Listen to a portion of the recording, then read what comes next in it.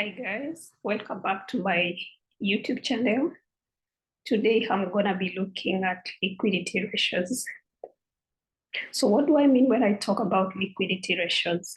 We're looking at the repayment ability of the short-term obligations as they fall due.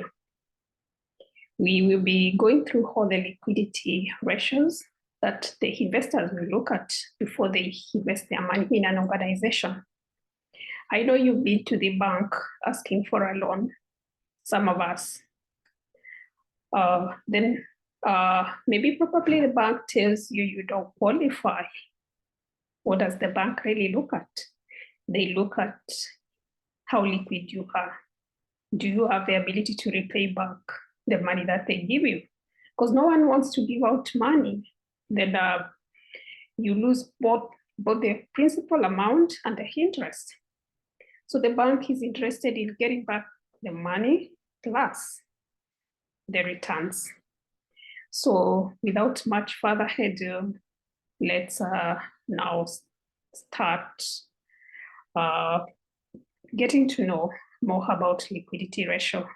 So this is Mumbua, your future CFO. So when it comes to liquidity ratios, which ratios does an investor mostly is interested in knowing about an organization? The investor wants to know the current ratio. What is the ratio of the current assets against the current liabilities? Does the organization have the ability to repay back their money? Do they have the ability to repay their interest or their investment? The quick ratio. How fast can we repay our obligations using the quick assets? And when we talk about quick assets, we are looking at the assets that can be converted into cash very quickly. Here we are talking about current assets minus inventory and prepayment. Inventory, you can't like turn inventory like at once into cash. We know it's a process. Sometimes you've sold on credit, your debtors, you've given them like 30 days or maybe 45 days to repay. So it's gonna take time before you convert your inventory into cash. So that is the reason why we leave out inventory. So quick ratio is the current assets minus inventory minus prepayments divided by the total current assets. It shows a clear picture. It's more liquid compared to the current assets because we've taken the hit liquid. In liquid assets count cash ratio. So here we are taking the most liquid, which is cash itself and marketable security. We know marketable securities can be converted very fast, like overnight or maybe shorter into cash over current liabilities. Working capital ratio, which is we take our current assets, net of current liabilities to know what is our current position. So let me start by looking at the balance sheet where we're gonna be getting all our figures from. We know our balance sheet needs to be balanced. That is the starting point. Our total assets needs to equal our liabilities plus equity. So here we have the asset side of the balance sheet with the different classes of assets. Under current assets, we have cash, marketable securities, receivable, which is net, inventory, and prepaid assets. We have the non-current assets, the PPE, which is computers, furniture, motor vehicles, net of depreciation. So our total asset is $1.960 million. So that is the asset side of our balance sheet. Let's look at the liability side of the balance sheet and equity. Non-current liabilities, 500,000. Current liabilities, 500, sorry. Non-current, 900, equity, 300, and retained earnings. So that gives us a total of 960,000 for equity and liabilities, which is the same as our total assets. So our balance sheet is good. We can now start our analysis. And before that, we need to understand that our assets should be the same as liabilities plus equity. And our equity is our total assets minus liability. So that is the equation that will give you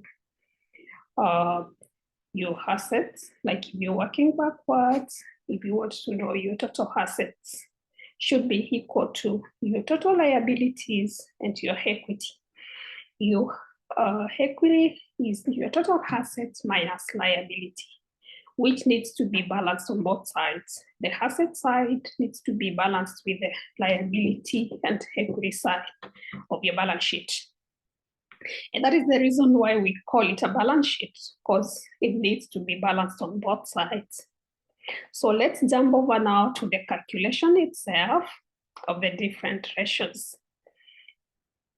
Current ratio. We know current ratio, we take our current assets divided by our current liabilities. From our balance sheet, our current assets, we have 200, 400, 150, 120, and 40. If you get the summation of all that, you're gonna get your current assets as 910, and our liabilities are $500,000, our current liabilities. So if you get that ratio, you're gonna get a 1.82. A higher current ratio is desirable. Maybe a 2 or higher is considered good. Because we know sometimes the organization will hold cash for different reasons. Maybe we want to pay dividends. We need cash to pay dividends. We need cash maybe to buy inventory. We are speculating the cost of inventory is gonna go up. So we need to buy inventory before the prices go up. So we're gonna be holding cash to buy inventory. Maybe we are speculating the interest rate on marketable securities is gonna go up. So we're gonna invest on marketable securities when the interest rates go up. So more returns for the organization. Quick ratio. Quick ratio hits more liquid than the current ratio because we're not considering the illiquid assets. That is inventory and the prepayment. So it's more, it shows a better position compared to the current assets. It gives a clearer picture of the organization's liquid position, taking away the illiquid assets. From our example, from our balance sheet, our current assets net of inventory and prepayments, 750,000 divided by 5, that is 1.5. 1.5 is not a bad quick ratio, but a higher ratio is desirable.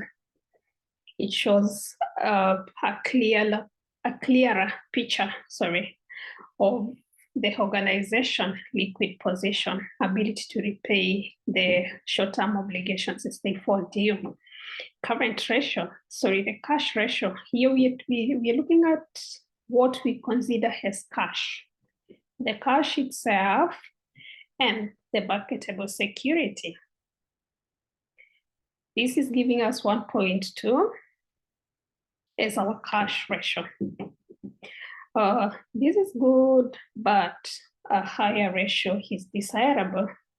We can benchmark ourselves with our competitors, with the industry. What is the industry? The industry average of these different ratios.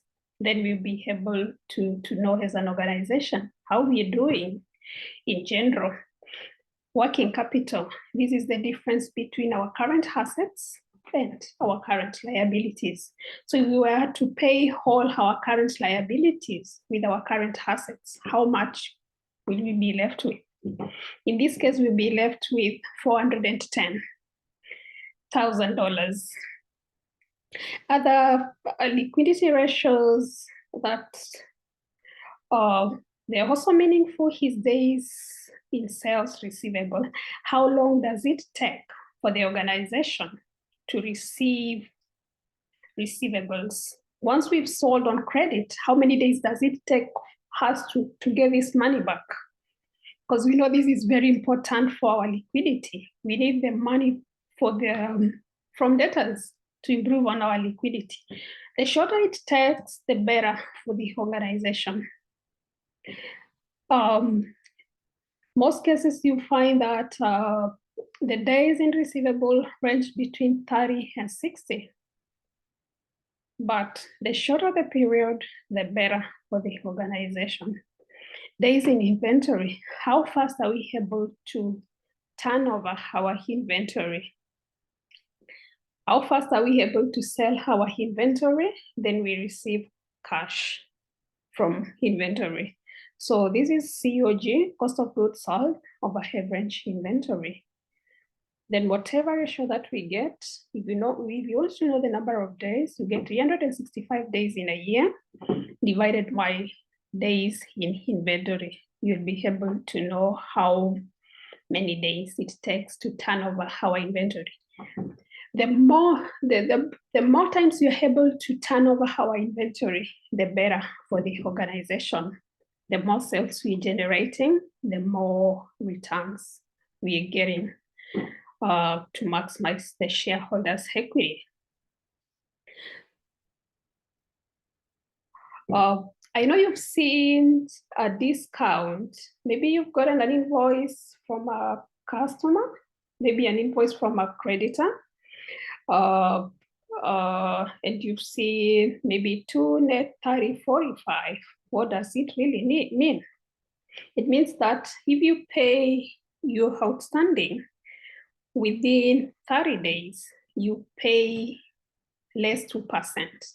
So let's say, for example, you have an invoice of $10,000 and you pay within 30 days, you will pay 98%, which is $9,800. So you get a 2% discount. Otherwise, if you don't pay within the 30 days, which is the discount period, you pay the total amount, which is $10,000. So you need to do a cost-benefit analysis to know what will work best for you as an organization. If we take advantage of the discount, how is it going to affect us as an organization? Else, we just pay the whole amount after 30 days, after 45 days.